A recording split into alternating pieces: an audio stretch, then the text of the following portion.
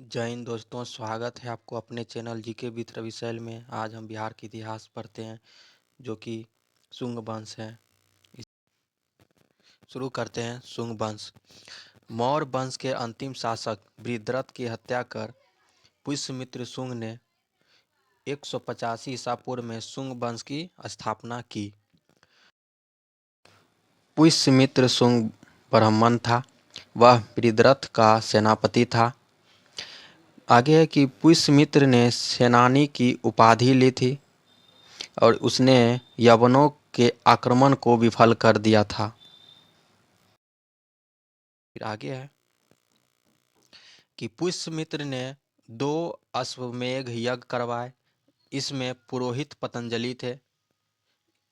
आगे है कि पुष्यमित्र की मृत्यु के बाद उसका पुत्र अग्निमित्र 148 ईसा पूर्व में राजा बना। आगे है कि कालिदास के नाटक मालविकाग्नि मित्रम में अग्निमित्र एवं मालविका का वर्णन है। क्या है? अग्निमित्र एवं मालविका का वर्णन है। आगे कि इस वंश का अंतिम शासक देवभूति था। इस वंश का अंतिम शासक देवभूति था। आगे की कण्व वंश। कौन सा? कण्व वंश। कण्व वंश की स्थापना वसुमित्र ने देवभूति की हत्या करके की। और वसुमित्र शुंगों के अमात्य मंत्री थे, यानी मंत्री थे। कण्व वंश भी ब्राह्मण वंश था। कण्व वंश भी ब्राह्मण वंश था। इस वंश का अंतिम शासक सुशर्मा थे। कौन था? सुशर्मा। आगे की सातवाहन वंश के संस्थापक सिमुक ने सुशर्मा की हत्या कर कण्व वंश के अंत कर दिया। कण्व वंश का अंत कर दिया। आगे कुषाण वंश। क्या है? कुषाण वंश। तो मौर्योत्तर काल में कमजोर होते राजनीतिक स्थिति में कई विदेशी या जातियों का आक्रमण भारत के क्षेत्र में हुआ। इनमें सबसे पहले हिंदू यूनानी, उसके बाद शक एवं पहलव आए। भारत आने वाले विदेशियों में कुषाण सबसे अंतिम में थे। भारत आने वाले विदेशियों में कुषाण सबसे अंतिम थे। कुषाण चीन के युची या तोखरी जाति से संबंधित थे। कुषाण वंश का संस्थापक कुजुल कडफिसेस थे। कुजुल कडफिसेस थे। इस वंश के सबसे प्रमुख शासक कनिष्क था। इस वंश के सबसे प्रमुख शासक कनिष्क था। कुषाण वंश की राजधानी पुरुषपुर यानी पेशावर एवं मथुरा थी। आगे है कि अश्वघोष जिन्होंने बुद्ध चरित्र की रचना की को कनिष्क ने पाटलिपुत्र से विजित कर दिया। पाटलिपुत्र से विजित कर दिया।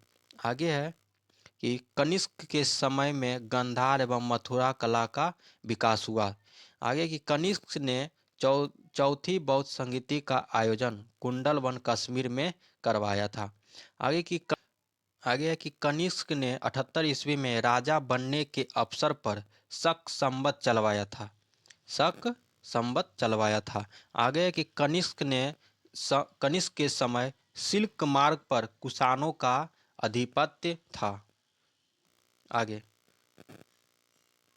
है कि गुप्त वंश। गुप्त वंश पढ़ते हैं। तो गुप्त वंश की स्थापना श्रीगुप्त 240 ईस्वी से 280 ईस्वी ने में की थी। आगे की श्रीगुप्त का उत्तराधिकारी घटोत्कच था, जो कि 280 ईस्वी से 320 ईस्वी तक था।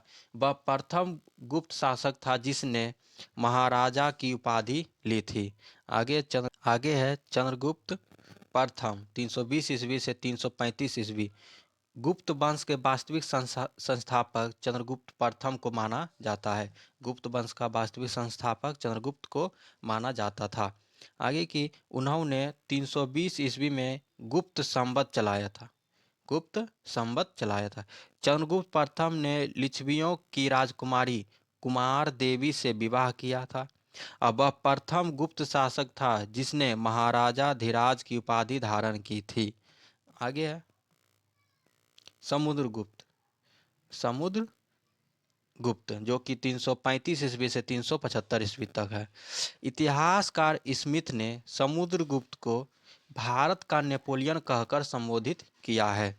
आगे समुद्रगुप्त ने पराक्रमांक, अप्रतिरथ आदि की उपाधि धारण की थी। आगे है समुद्रगुप्त के अभियानों की चर्चा हरिसेन द्वारा रचित प्रयाग प्रशस्ति से मिलती है। उसने उत्तरापथ के 9 राजाओं तथा दक्षिणापथ में 12 राजाओं को विजित कर दिया था। समुद्रगुप्त को कविराज भी कहा गया है। समुद्रगुप्त को कविराज भी कहा गया है।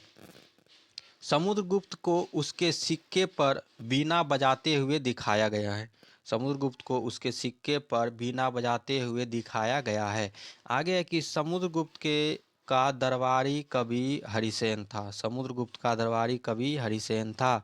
आगे है कि समुद्रगुप्त वैष्णव धर्म को मानता था और समुद्रगुप्त द्वारा अश्वमेध यज्ञ कराने का प्रमाण भी मिले हैं। अश्वमेध यज्ञ कराने का प्रमाण भी मिले हैं। आगे है समुद्रगुप्त के बाद 375 ईस्वी में रामगुप्त के राजा बनने के साक्ष्य मिला है। समुद्रगुप्त के बाद 375 ईस्वी में रामगुप्त के राजा बनने का साक्ष्य मिला है, लेकिन उसके अयोग्य होने के कारण चंद्रगुप्त द्वितीय ने उसकी हत्या कर स्वयं राजा घोषित कर दिया था। आगे है चंद्रगुप्त द्वितीय, जो कि 375 ईस्वी से 415 ईस्वी। चंद्रगुप्त द्वितीय ने शकों को पराजित कर 389 ईस्वी में विक्रमादित्य की उपाधि धारण की।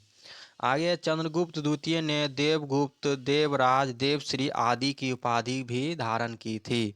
आगे है कि चंद्रगुप्त द्वितीय ने ध्रुव देवी एवं कुबेरनाग से विवाह किया था। चंद्रगुप्त द्वितीय ने ध्रुव देवी एवं कुबेरनाग से विवाह किया था।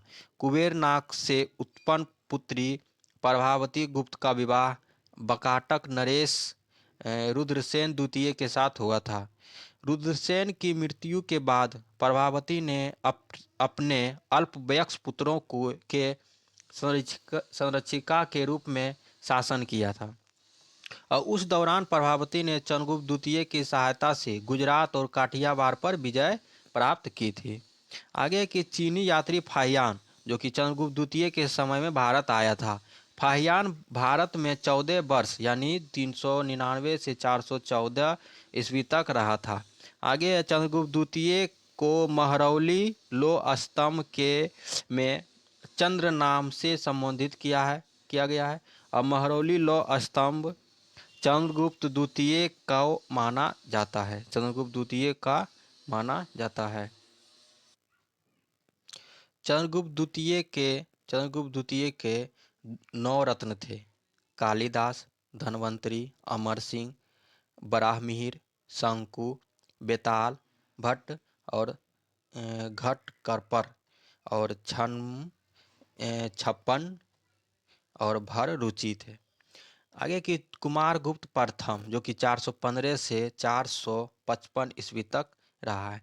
चंद्रगुप्त द्वितीय एवं ध्रुव देवी का पुत्र कुमारगुप्त प्रथम 415 ईस्वी में शासक बना।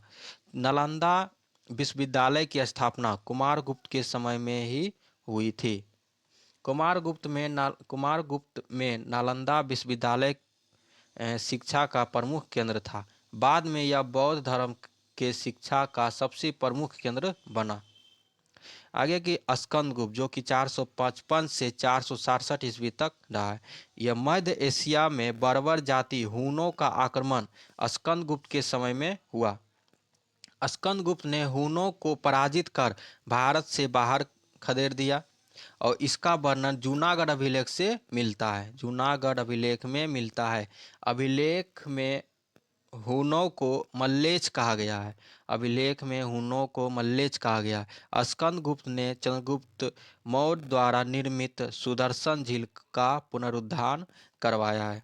आगे है कि स्कंदगुप्त ने शुक्रादित्य की उपाधि धारण की थी और गुप्त वंश का अंतिम शासक विष्णुगुप्त था और गुप्त वंश के साथ मगध वंश का अंत हो गया। इससे आगे फिर पढ़ेंगे। धन्यवाद।